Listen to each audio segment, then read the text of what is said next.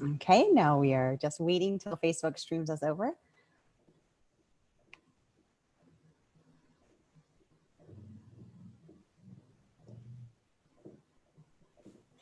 And we are live. Welcome everybody to Mighty Mystery Monday Celebrity Edition. I'm your on-air host, Sara DiVello, and I'm absolutely thrilled to be here tonight with none other than Queen Phillippi Ryan, author of most recently, The First to Lie.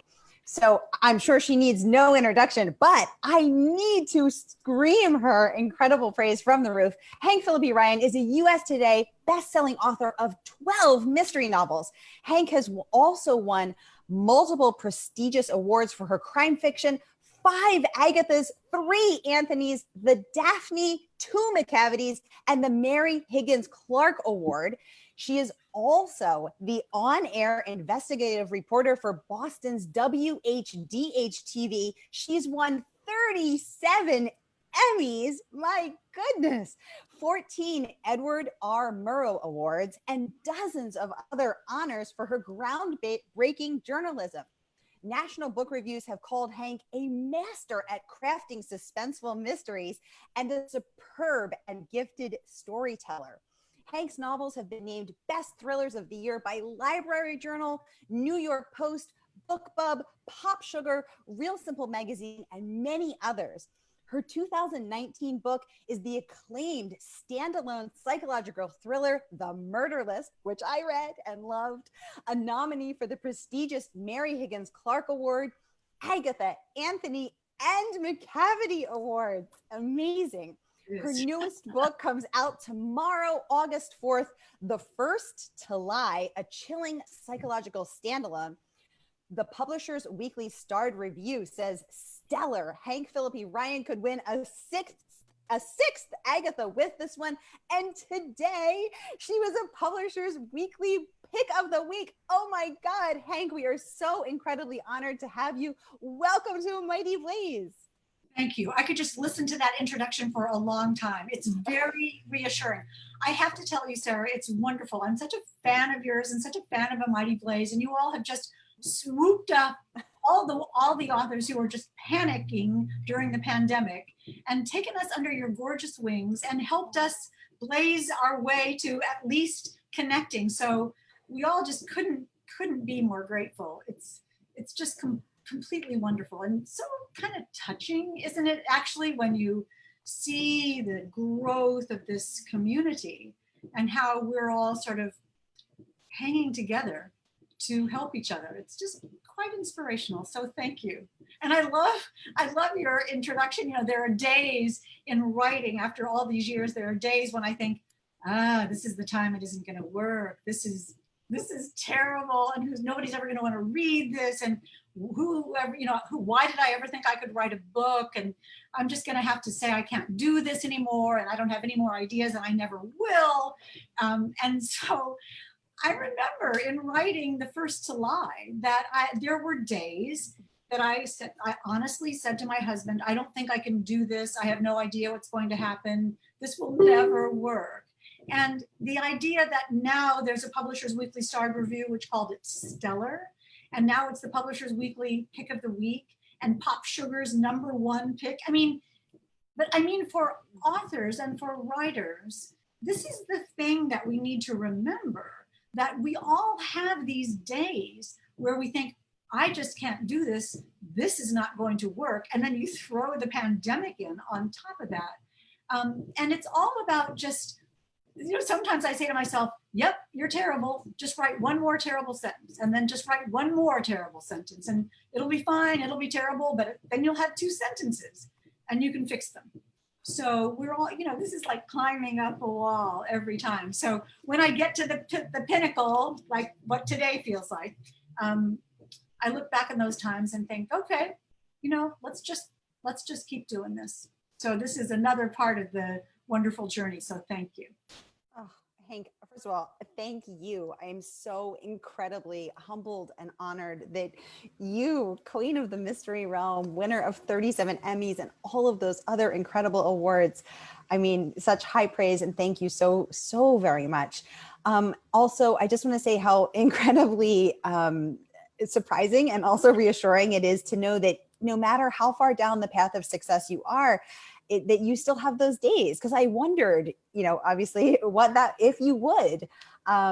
And so it's so interesting to me. We're getting a lot of thumbs up and a lot of love from Facebook. I just want to welcome everybody from Facebook. So this is your time to speak with Queen Hank. This is a very interactive interview. This is a very interactive time. So as you know, here at A Mighty Blaze, we're all about connection. We're all about connecting our authors and our readers and our community of writers. So if you have questions for Hank about anything, just type them right in the chat box. I am monitoring it here on my second screen. I'll get it right over to you. We have a ton of people saying hi. Anissa, Carol, Jamie, Susie Q, Lecha, Catherine, Judy, welcome. Andrea, oh my gosh, so many, Catherine, so many wonderful people here. So let us know what your questions are. And as you're thinking of them, Hank, I just have to share a few of your absolutely incredible blurbs that you've gotten so far for this book. I'm a long-time fan of your work and have read all of your books. And reading these blurbs is making me so excited to read The First to Lie. JT Ellison says, intricate, complex, and devilishly clever. Ooh, I can't wait. It's like reading a burning stick of dynamite. Wow. Once the fuse is lit, you will not be able to look away until the explosive end. Hank Phillippi Ryan is the queen, the modern queen of the cat and mouse tale. And this is another brilliant work from this master storyteller that will keep you guessing right up to the last page. Wow.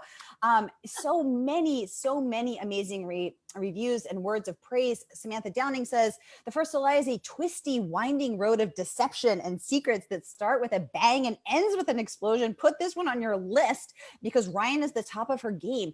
I could go on, and perhaps I will. I think I like it. This is great. This is much easier than talking. And I love your dramatic reading. It's really entertaining. I'm having a crazy pre-launch day. So tell us about your pre-launch day. To be here with, and I want you to know, people who are on Facebook leaving comments and saying hi. I can't see those right now. I'll come back and see them when the interview is over, but I don't know you're there, and I don't know who you are, and I don't know what you're saying. You know I'd respond to you if I did, but I can't. The way this is all technically set up, I can't see that. Only the fabulous Sara can see it for right now, but I'll be able to see it later, I hope, and I'll come back and chat with you personally on Facebook on A Mighty Blaze. Well, we're already getting some questions for you. Okay. Leisha would like to know, what inspired you to write The First to Lie, and where do you get your character names for your book characters? Great questions, Leisha. Hank, tell us. Quickly, so there's, where did I get the idea for The First to Lie, and what about character names? Yes. Character names, we can talk about that briefly, is either the most difficult thing that you could possibly imagine in the entire world, or the easiest. Sometimes character names, like Ellie Berenson, one of the main characters of The First to Lie, her name just came like that. There's another character, Brooke Vanderwald. You can imagine what kind of a character Brooke Vanderwald is compared to Ellie Berenson. Very different people. And I knew those people, and I knew their names. There's also a character in the book, though, called Meg Weist, and I could not for the life of me come up with her name.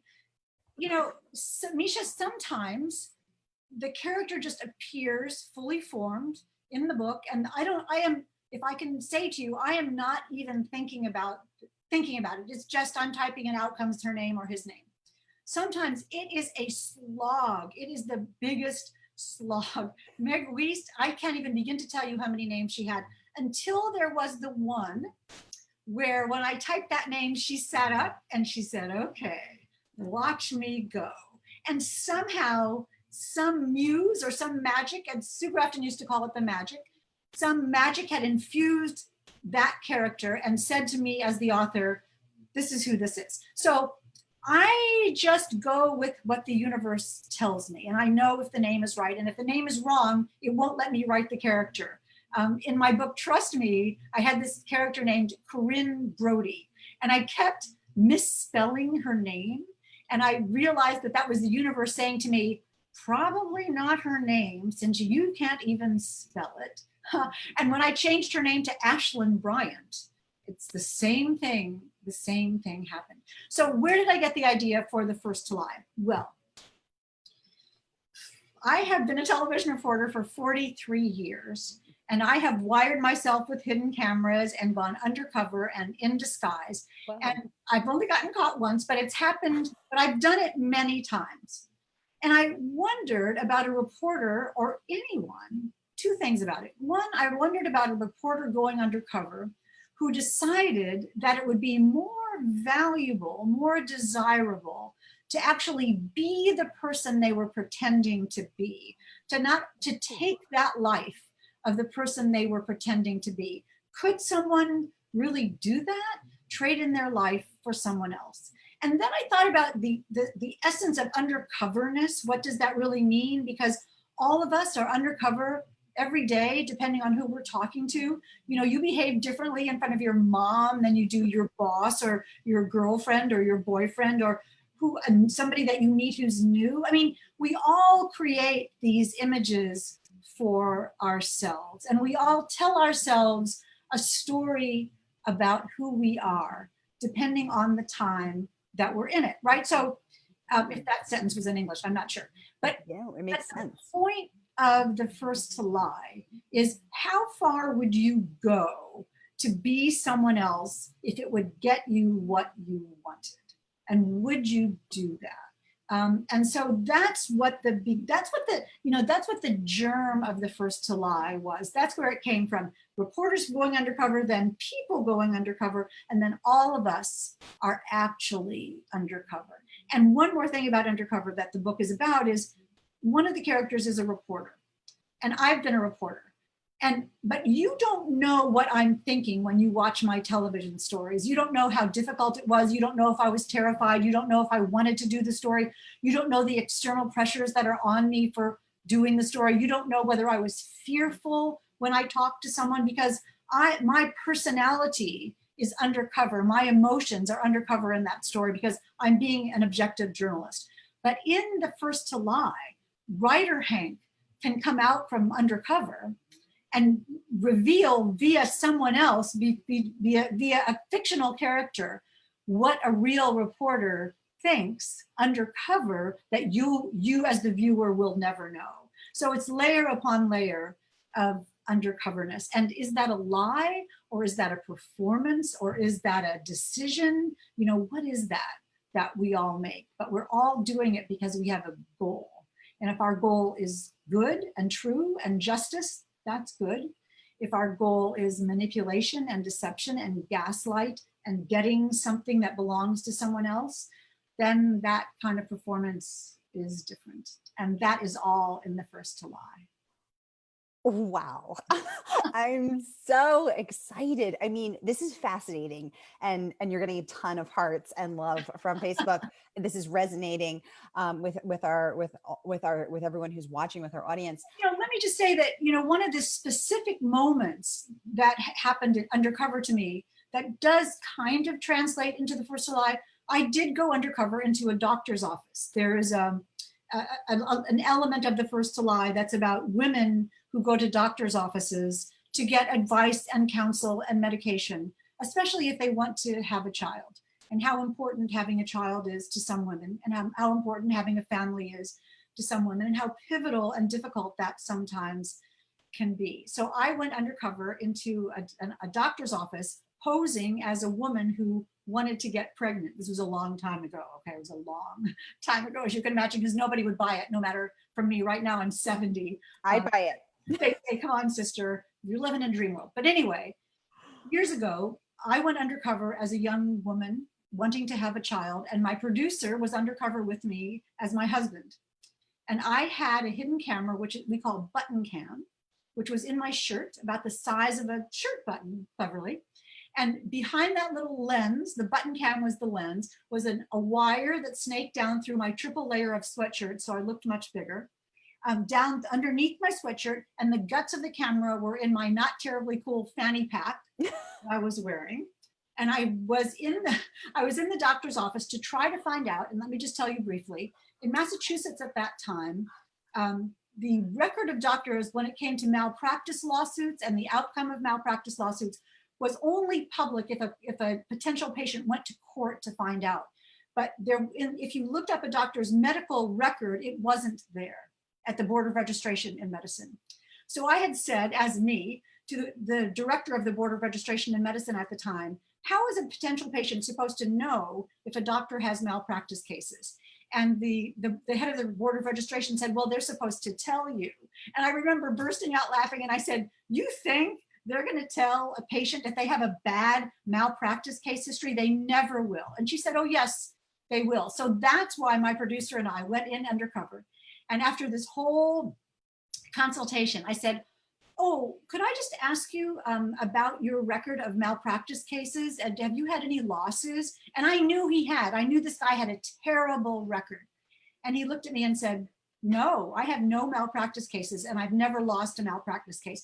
And that was a lie. That was just a lie. And I have to tell you quickly, so in Massachusetts, you can't record somebody's audio without permission. So of course I didn't have permission to record his audio. So I had to make sure that his no, or his answer, whether it was yes or no, was very clear with just visually.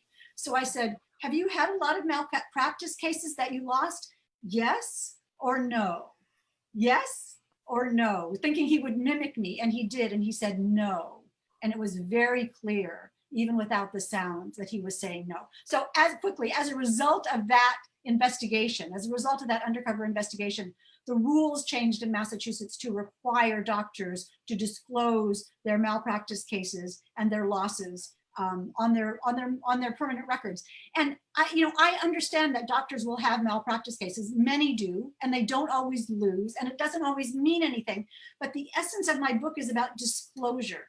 About how we as patients, we as women, should have all the facts before we go into a situation that might change our life. And this is a fun, fast-paced, page-turning thriller. This is if you like Ruth Ware and Samantha Downing and Samantha Bailey and Sherry LaPena and Hannah Mary McKinnon and all those wonderful suspense authors. That's what this is. But underneath, I want to give you some knowledge and some empowerment and some power to stand up for yourself and ask for all the facts when you have to make a difficult medical decision. You have the right to make a choice, whatever you want about whatever you want, but you just need to know the truth about it. And you don't want your doctor to be the first to lie. Wow, Hank, this is amazing. You're getting so many hearts from Facebook. Sharon Carlson Person says, this is amazing. Leisha says, wow, good for you. God bless you for doing that. Catherine says, you are a rock star. Kristen says, I love this sneak peek into Hank's undercover adventures. Kristen, you're speaking for all of us. Absolutely amazing. Was your heart pounding 1,000 miles a minute? Yes, it always is. Going undercover is constantly terrifying. I have to say, you can never get used to it because, the key of going undercover is that you absolutely have to believe that you are the person with about 99% of your soul. You sort of have to actually believe you are the person you're pretending to be. Again, just like in The First to Lie. And so there's this tiny little, because you have to react like the person you're pretending to be. And you have to have the motivations and goals of the person you're pretending to be, not me, the reporter. So I get 1% of my brain thinking, do I have the shot? Am I asking him the right questions? Am I seeing him say yes or no? Do I have is my video running? Is my camera working? Did I remember to turn it on? Is my producer behaving properly? Does he look right? Do I look right? Should I sit back farther so I can get a wider shot? All those kinds of things. You're taking a picture of the doctor's office like this, so the camera lens will shift. So, so if anybody comes up to you and sort of is going like this in your house, be really careful. So yeah, so you're always afraid, even though it's not illegal. It's not illegal to record someone with a hidden camera if you don't have audio. It's not illegal, but you are doing something that that person would rather not be happening.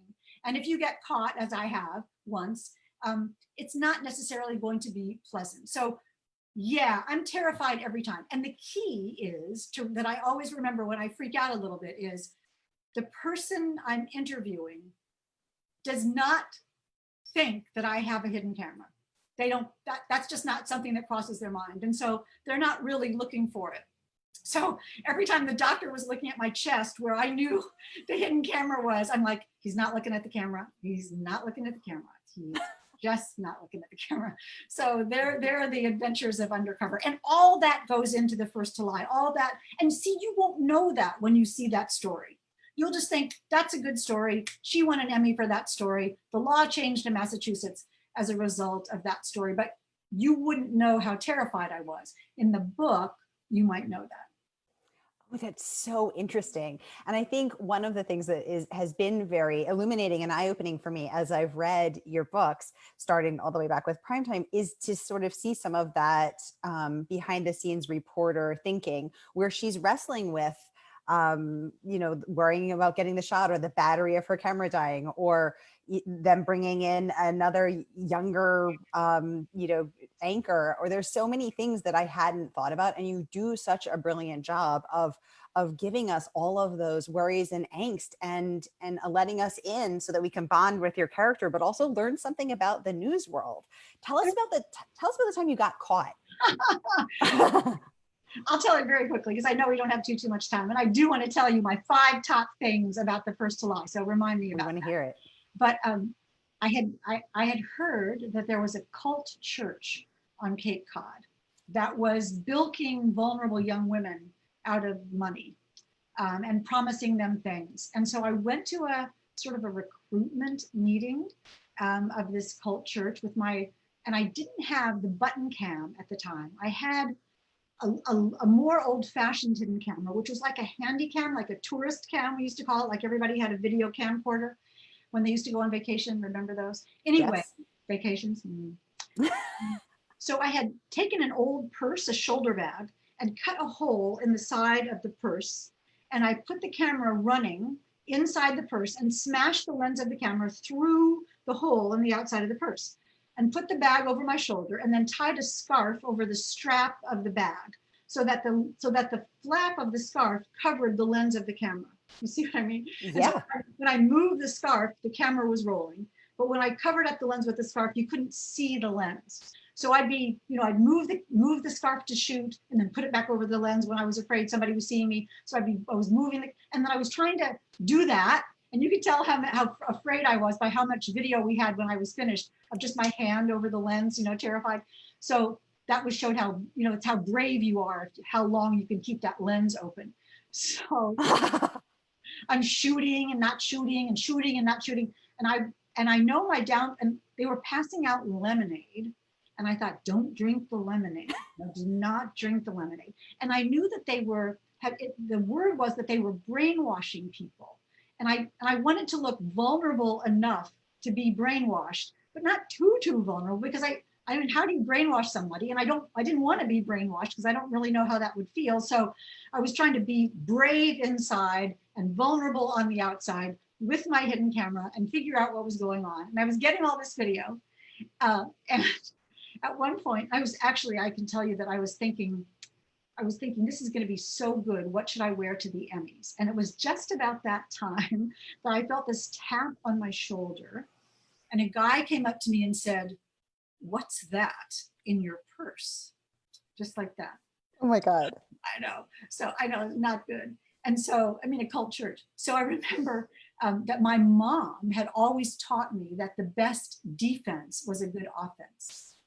So I said, "Why are you asking me that? You're making me very uncomfortable. Am I going to have to report you?" And inside I'm thinking, report him to who? I don't even know who this is. I don't even know who's in charge of this thing. And I was just total bluff. And he goes, "Okay, I'm sorry. I didn't mean to make you feel uncomfortable. I'm sorry." And he just backed off, and I just skedaddled out of there. That was the end of that. But we did win an Emmy for that. And that cult church is no more. But trust me, you do not want to get caught carrying a hidden camera. It is not fun. Oh my God, Hank, I'm sweating, and not because of the weather. That is terrifying. You're amazing. You are amazing. You are amazing. Oh, perfect. So Judy is asking to hear also about the time you got caught. And actually, that's my friend Judy. And interestingly, her husband is actually a murder list attorney. Oh, And so I, of course, was recommending your book, The Murder List, to her, which was such a fascinating, fabulous book, a meditation on justice, I thought. well, it is. My husband is on the murder list too. Oh And my so gosh. So it really was a kind of a real I story. got the inside scoop on that. But that is also a fast-paced, page-turning psychological suspense thriller that I hope will knock your socks off. I get emails from people saying they read The Murder List and then they started at the beginning again to see how I did it. And that's that is a joy for a suspense author, is to have a savvy audience, savvy readers like mine are. Really fooled about it. But that was the thing, the underlying, the thing about The First to Lie is empowerment, and the thing about The Murder List is kind of justice. What do we mean by truth? And it's all about who tells a better story in a murder trial, and that the truth is probably somewhere in between that. So what one person's truth is different from another person's truth, and the true truth is probably somewhere in between that. And I sort of tuck all that thoughtful stuff in with the page turning action. So very nice to hi Judy. Nice to tell your husband I said hi, and I hope he reads The Murder List. He will. I'm seeing if I have a copy of it here somewhere. I hope he enjoys it. Yeah, I did feel like it was a brain massage as well. I mean, I flew through the pages because I had to know what happened, but it was such a thought provoking, Well, almost uncomfortable, because you realize it's not always just about justice, and Yeah. even what that is. Yeah, I mean, I agree with you so much, and I wanted people who, we all sort of jump to conclusions about who's guilty and who's not guilty, and in a murder trial, being on a jury, or any kind of a trial, being on a jury, what a huge responsibility that is, when you realize that our assumptions and our thoughts and our instant decision making isn't how you want to be on a jury. And so when people say to me, "Oh, I'm trying to get out of jury duty," I say, "Why?" We need smart, thoughtful people on juries. This is how our system is supposed to work. And if you, smart person, try to get out of it, who will be left? Who will be left to defend and stand up for the little guy? And also, on the other hand, bring law and order to our society. So that's what the murder list is about. And also, who will be next on the murder list? I'm seeing if I have a copy of it somewhere. You would think, hold on. I have the brand new, just released Mass Market Max paperback. They use the same cover. Gorgeous. You can see the book. You can see my face almost matches this. It's better. Oh my gosh. Well, we're getting some questions from the audience. Ladies and gentlemen, I will get right to you. But first, Hank, I want to know, what are those 5 things to tell us about the murder list? Funny, to tell us about The First to Lie. There's this thing on social media that says, "Tell us about your book in 4 words." You've seen that.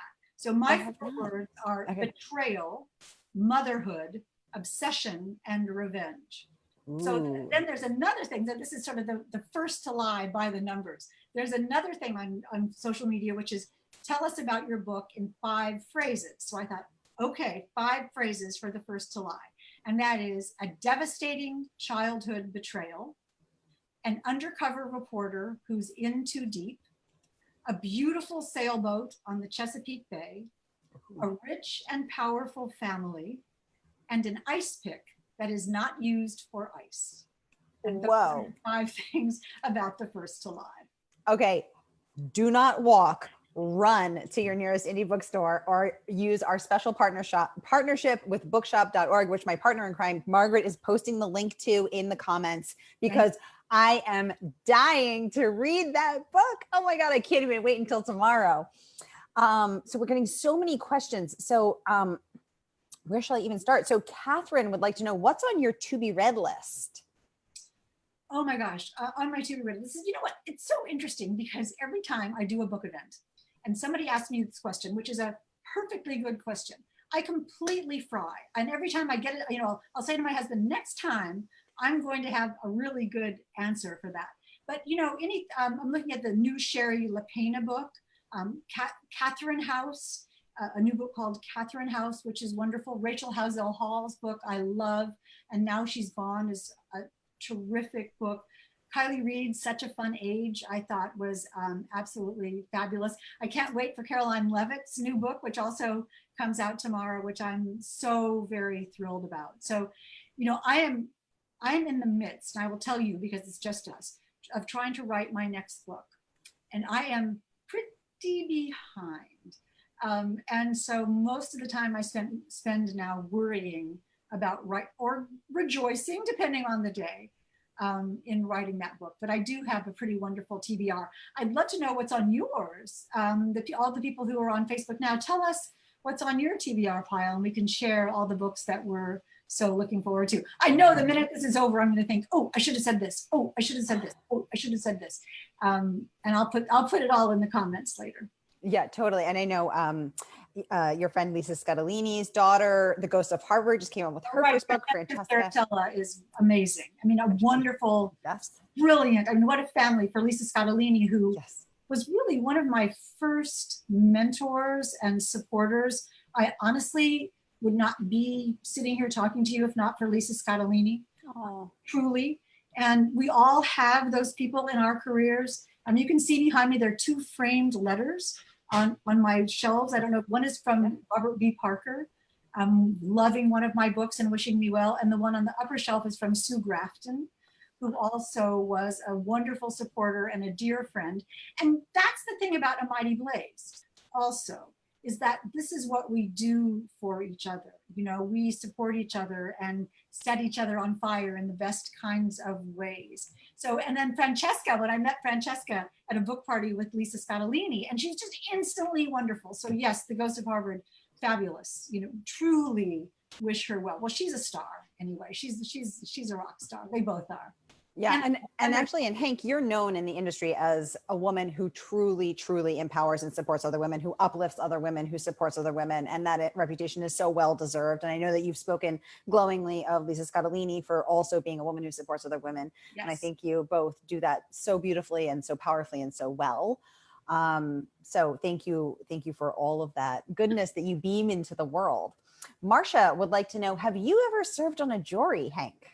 Yes, I have served on a jury, and I was really surprised by that, because when I was called for jury duty, I was so excited because I thought, oh, I really want to do this, you know, because I'm going to be the good guy. But I thought they'll never pick me. You know, I'm a reporter, and my husband is a criminal defense attorney and civil rights attorney. They're never going to pick me, and they did pick me. And so I thought, okay, this is great. And it was, and if I can tell you, it was really a fascinating experience because it was the prosecutor's first case. And it was the defense attorney's first case. And so we had these 2 guys who were just so new, and they were just obviously so new. And the way they presented the case, when we got to the jury room, people were talking about what the results should be and what the verdict should be as we talked about the case. And I said, you know, this verdict that you're coming up with, this just can't be right. There's just got to be some rule that says that what you're doing can't be right. And I said, I'm not gonna vote with you, because I think something has been left out. Can we just go ask the judge, is there something that the judge forgot to tell us? And it turned out there was something that the judge forgot to tell us. And when she did, the verdict got changed. And so it came out to be what I had thought would be the right thing. I mean, so that's why smart people, forgive me, but on the jury, who are asking questions and who really care about justice and who are putting together, I don't know, common sense with the law, sometimes it's very difficult to do. And so I just applaud anyone who agrees to be on a jury. That is how the system works, and everyone relies on it. Everyone, every element of society in the justice system relies on you doing your part. Yes, exactly. So well said. So well said. We had another question. We have so many questions. I'm going to try to get to as many as we can here, everybody. What do you hope that people will take? And I think you touched on this before, but what do you hope that people will take from the First to Lie? Yeah, and I love that question, because one of the things that happens in the First to Lie is people take different things from it. Some people have told me that they take a new understanding of journalism from it. Some people have told me they take a new understanding of the justice system from it. Some people have told me they take a new understanding of friendship. At the core, of the first to lie truly not only is that relationship that I was saying with big pharma and medicine and doctors and pharmaceutical reps who I talked to at great length about this, because some of the main characters in the book are pharmaceutical sales reps. That's one part of it, but the other part is really mother-daughter relationships and how we deal with our mothers and how our mothers deal with us, and the desire to have children and what can get in the way of that, and how some women sort of figure out their worth based on whether they can have children. And what about that? Let's think about that a little bit, and how the yearning to have children, how important that is for some women, and how we should embrace that. I mean, all those kinds of questions, all wrapped up. What I really want you to think at the end of the first to lie is, ooh, I hope Hank is writing fast because I want the next book. That's exactly what I want. But what I try to do in my novels is the same thing that I try to do in my television investigative reporting. I take something that's a complicated story and make it fast-paced, entertaining, enlightening, educational, enriching, and in the end, I want justice and I want to change the world a little bit. And that's exactly what I do in my novels and what I do in investigative reporting. I want to tell you a good story. The best thing that you can say to a journalist is, wow, what a good story that was. What a good story. And isn't that the same thing that we tell to, when we say at the end of a book, we say, oh, what a good story that was. So after 43 years as a reporter, I could not be a novelist now. I mean, I didn't start writing till I was 55, 15 years ago. Ugh. I didn't start writing till I was 55, but I wouldn't have been able to write my novels the way I do without all those years of experience at, frankly, telling a story with a beginning, middle, and an end, a character who you care about, and an important problem that needs to be solved. When the good guys win and the bad guys get what's coming to them, and in the end, the world works again the way it should work. And that's what I go for in journalism, and that's what I go for in my novels. In my books, there's no graphic sex, there's no graphic violence, there's no inappropriate language, just like there isn't in journalism, right? But there is gaslighting and mind-blowing game-playing manipulation and suspense and deception and a little bit of murder. That's what my books are like. I mean, they say to write the kind of book you love to read.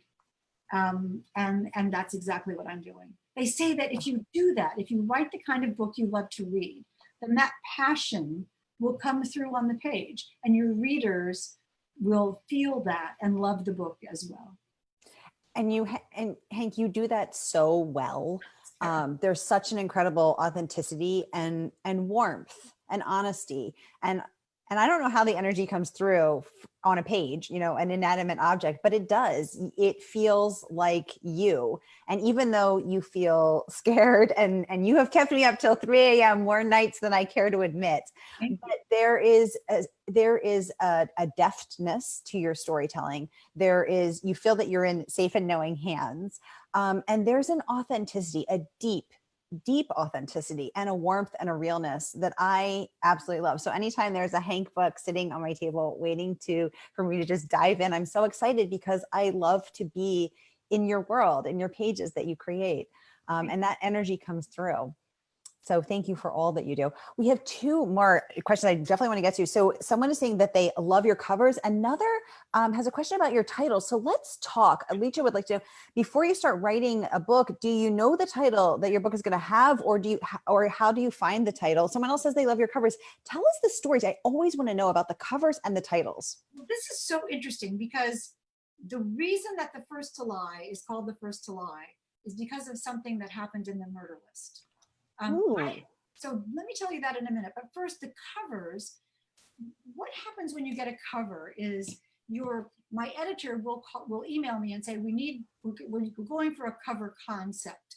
What kind of, do you want a person? Do you want a building? Do you want, sort of conceptual cover? What would you like? And so what I love about the murder list is you see how in your face she is. I mean, yes. That is a woman who's staring right at you. She has some motivation and something that she wants. And that's what, but you see also that she's a little damaged. She's beautiful, but a little damaged.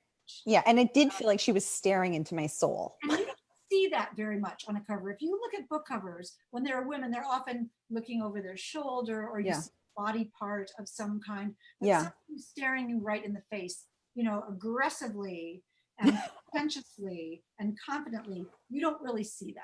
And so I love that about that. And then the first to lie, what I love about this, and this is all the Forge art department. This is Forge Publishing art department. You see how like a Mondrian painting this is? Yes. And I love Mondrian. Yes. And that's what I loved about this, how hard-edged and tough, and you know, there's conflict in this, and there's conflict in the colors, and there's conflict in the windows. And it turns out the two of the characters live in the same apartment building.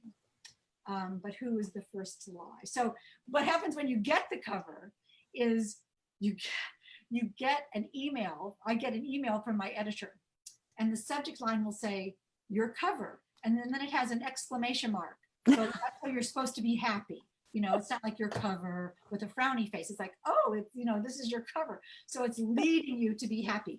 And then you open the email, and then you click on the JPEG, because, you know, in the next minute, you're going to be really happy or really angry, right?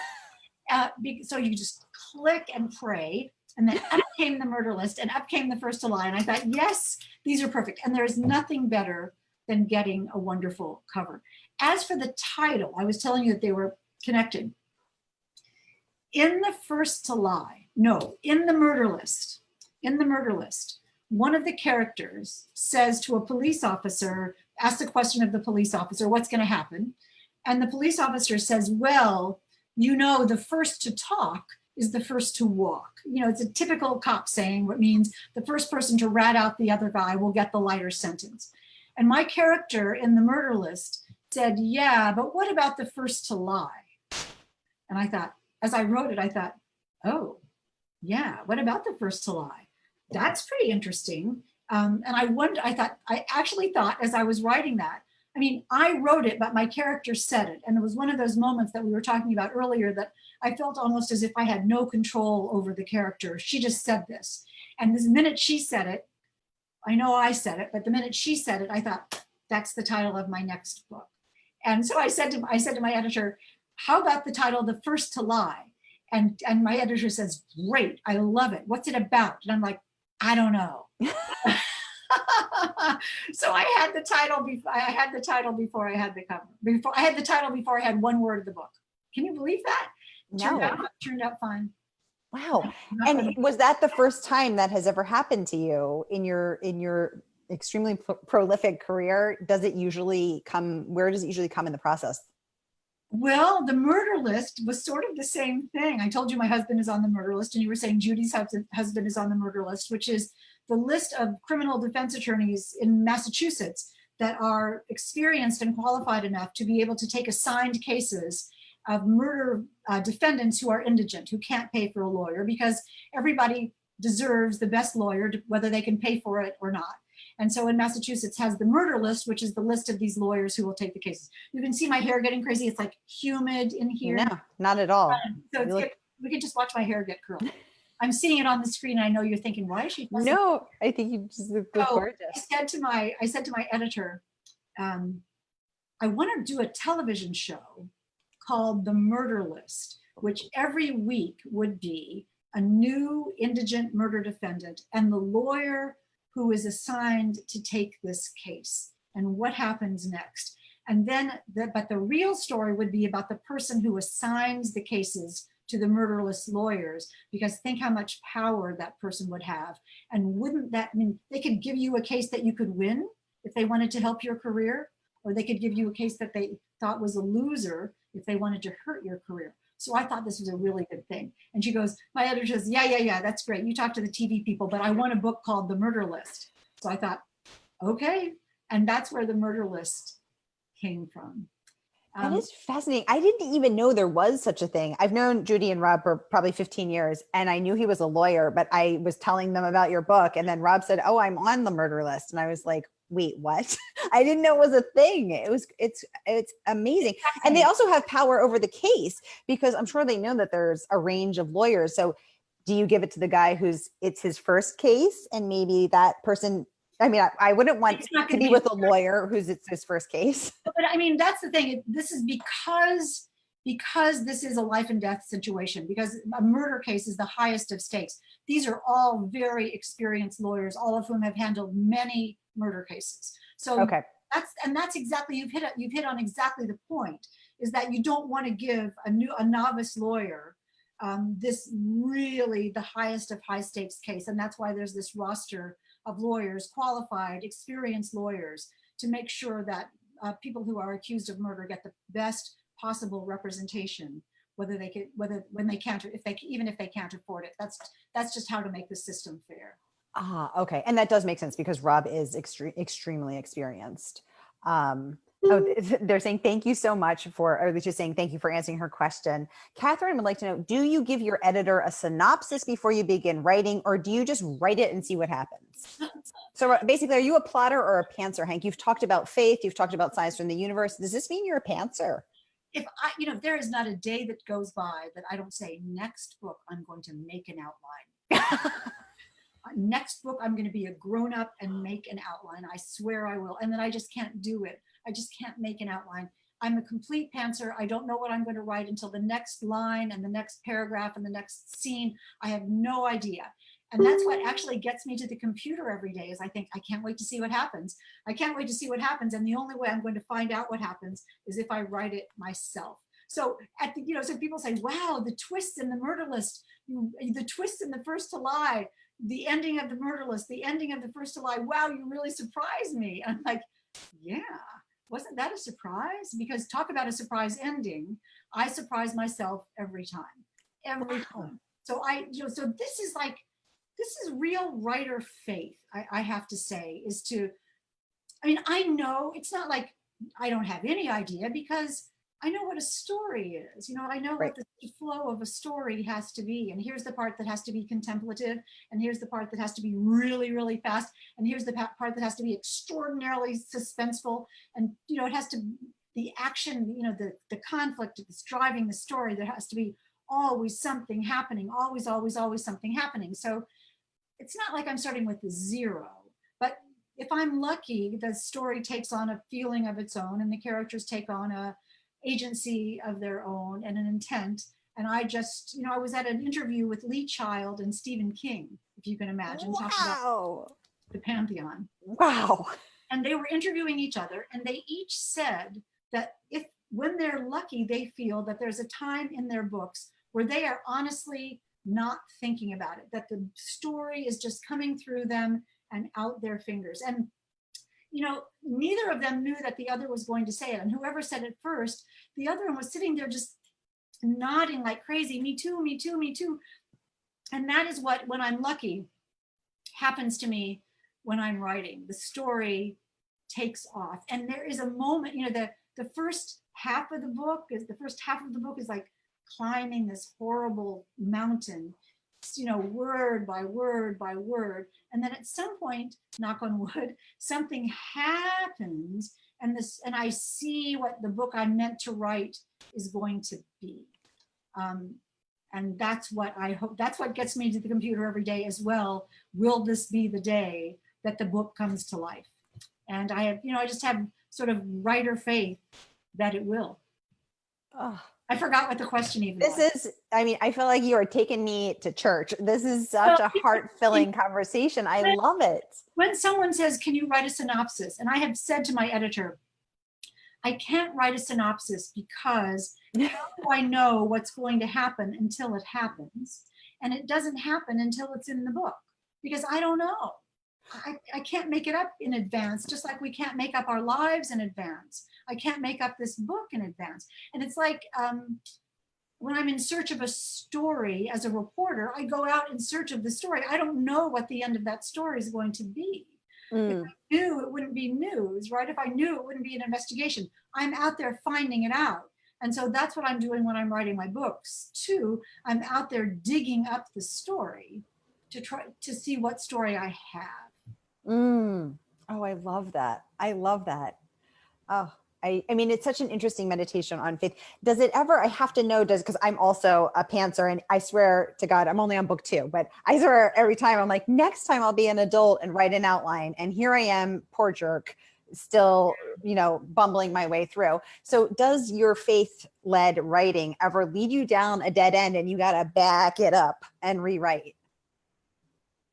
Well, the faith in writing is the faith in the process, and that's what my faith is in, that the writing process will work. And the writing process encompasses changes, and it encompasses backfilling, and it encompasses figuring out something on page 174 and realizing that on page 27 you better change something. And hooray, the faith in the process note is that when I get a note from my editor when I've sent in my first draft saying, as truly happened in the murder list, she wrote back saying, chapter 33 is the best jury deliberation scene I have ever read in my entire life, and it all has to go. Oh, And I said, great, because if something interferes with the forward motion of my book, if something interferes with the pacing, no matter how good it is, it has to go. So they talk about killing your darlings. I'm like, those aren't my darlings. That's the glue, that's the quicksand that's going to drag my book down. I don't want those words. So I'm like, yeah, cut. I don't delete. I'm happy to delete. I'm happy to change. I'm happy to revamp. There are parts in the first to lie that were absolutely not in the first 2 drafts. Absolutely not in there. And my editor said, let's see the part where this happens. And I thought, okay, I can put that in, and here we go. And those, so you have to, I'm going to regret saying this, but you have to revel in when someone says, I loved your book so much. Can you change a whole bunch of stuff? You say, well, sure, I'm a writer. Sure, I can change whatever you want. Sure, I'm a writer. That's what we do. We write, and we can write whatever you want. And whatever, it's not only whatever you want, but whatever a smart, knowledgeable person thinks works. Give me that. I want that in my books. So, one of the things I learned early on is that, and I know this sounds crazy, but somebody else might have a good idea. Imagine that. And if it helps my book, then I embrace that. Oh, Hank, I love that. I love that. Oh my gosh. I want to welcome Lisa Barr, our fellow author, saying hi. Kristen Bear. Sylvia is saying hello from Omaha in the house. Welcome, Omaha. Diane would like to know, do you have snacks while you write, or do you have a favorite drink? What's that look like while you're writing? I'm so unglamorous. I'm big on almonds. I eat a lot of almonds and Diet Pepsi. And is that boring? That's what it is. Almonds and Diet Pepsi. And sometimes on a splurge, I'll have a sliced apple and a cheese stick. It's not, I don't eat chocolate or any kind of cookies. I'm afraid that exactly what your mom told you ought to have is what I have. Well, almonds are brain food, so I think this is making sense. A lot of lattes too. My husband during the pandemic has learned how to make lattes, and I'm like, yes, I will. This is my favorite thing. So if I could have a latte and almonds, I'm really happy. Okay, a latte and almonds. This is so good to know. Judy would like to know, do you think years of journalistic writing helps your writing with your pantsed style? Judy, yes, of course. I think that's so wise, and absolutely so, because I know there's a story in there somewhere, and I know I'm looking for that story. I also know that in journalism, you have to take a lot of complicated things and make them simple and entertaining as hell and educational and wonderful and fabulous. And that's what I do in writing my books as well, is I just take the jewels and weave them together. And so I do that in journalism as well. Ooh, and you do such a good job of cutting it right down to the bone. And despite your editor saying that the best jury deliberation scene she'd ever read had to be removed from chapter 33, you still have some really tense scenes in there. The guy who wants to get back to work, he doesn't want to start again, bringing in the Elsa. It's all so stressful. I mean, you're just sweating. And you see in those scenes that the rules of justice and the rules of deliberation and the rules of how a trial is supposed to be is still based on our humanity, and it is still based on our personal human needs and desires. And so how does, that's exactly the point, thank you, is how does that affect justice? You know, and exactly the same thing in The First to Lie. What are the reasons somebody might be going after a story? And you know, what happens when a journalist may make a personal decision rather than the journalistically ethical decision, you know, when they go after what they want rather than what they should do? You know, how does that work? And then what happens to the story? And what happens to truth in that case? Yes. Oh, you do. You're right. It's about humanity. And again, you do such a powerful, I mean, almost painful job of bringing that humanity to the forefront. Because of course you want to get out of jury duty and back to work. Of course you don't want to be stuck there for another week while they bring in someone to have to bring them up to speed. You know, in The First to Lie, it's, you know, we're talking about medicine and we're talking about big pharma and we're talking about the decisions that each person makes. But big pharma is not what the story is. It's about each individual woman. What matters in each individual person's life. And so I write about the people and their hopes and fears and dreams and desires and wants, and what happens when those desires become so strong that they turn into obsession and the need for revenge. So it's two strong women facing off in this cat and mouse game, but which one is the cat and which one is the mouse? You know, it just depends on how you look at it. Oh, that is fascinating. Hank, I am so excited to read this. Carol would like to know, do you tell your husband about your books as you're writing them, or does he have to wait to read them when you're done? Carol, sounds like you know a thing or two about marriage. A little of each. You know, my husband hears every day sort of, I can't do this, I can't do this, I can't do this. And he says, you say that every time. And then I say, well, this might be the time I'm right. And he says, you say that every time too. So there's that. And then, right? And then also, because he's a lawyer, and every one of my books, The Murder List and The First to Lie and The Other Woman, every one of my psychological standalones has a lot of legalities in it. So since he's a lawyer, he's my in-house counsel. So I'll also go to him and say, what would be the law here? What would be the rule here? Could this really happen? You know, what would a judge say? What would a court bailiff say? What would a lawyer do? How would a lawyer tell a client to behave? And, you know, he's also handled a lot of pharmaceutical fraud kinds of class action cases. And so that goes into this as well. Oh, fascinating. Tess Gerritsen. I mean, I do a lot of research. I did a lot of research in the pharmaceutical world for this book, but then I filled my head with all of it, with the laws and the rules and the techniques and the technicalities and the system and the breaching of the system and how drugs are supposed to be prescribed and how they can't be, but how they can be. I filled my brain with that. And then I just put that away. I just tucked it all away and wrote the story about the people. You know, that is what's important to me. So Tess Gerritsen said it best. She said, you can always tell when an author's research slip is showing, that their research slip is showing, because they're like, I looked up medieval armor and I'm gonna, by golly, put that into the book. And you tell that. So I don't want you to think, wow, Hank did a lot of research into this. I want you to think, wow, this is very authentic. This is really realistic. And I've heard from a lot of people in the pharmaceutical industry on all elements of it, you know, that I really nailed it.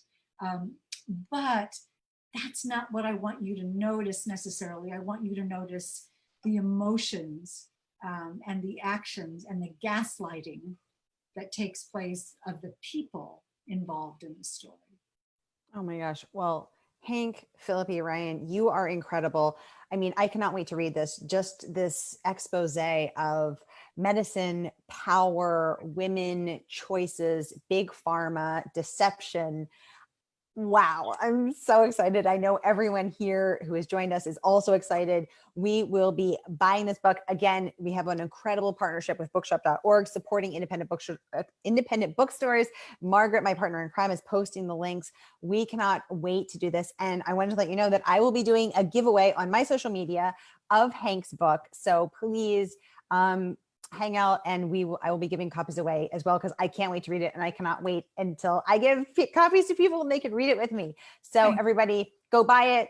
And if times are tough, come follow me, and I'll be giving away copies as well. No problem. We're so excited. You are incredible. Again, thank you so much for joining us. Thank you to all of our incredible audience members. We are so thrilled. Let me just say to you, thank you. And I want you all to stay safe and be careful. And I'm so grateful that we can be together in this really stupid, ridiculous, crazy time. These are the things that fill our souls. And I'm so delighted to be part of A Mighty Blaze. You all are so powerful and so fabulous. I hope you'll all find me on Facebook. All find me on Instagram at Hank P. Ryan and Twitter. Come to my website and sign up for my newsletter, because lots of giveaways and lots of inside fun stuff. So yes. And Margaret has posted links to your website, to your Twitter, to your Instagram, to your Facebook. We will all be following you on all of the platforms. We will be signing up for that newsletter because we want to be the first to know about the first to lie and everything else. Hank, Phillippi Ryan, you are absolutely incredible. Everybody follow her, buy her book. She's amazing, and we cannot wait to dive in. Thank you, everybody. And Hank, congratulations on this incredible accomplishment. Again, Publishers Weekly Star Review and Pick of the Week. You are incredible. Thank you, everybody, and good night. good night.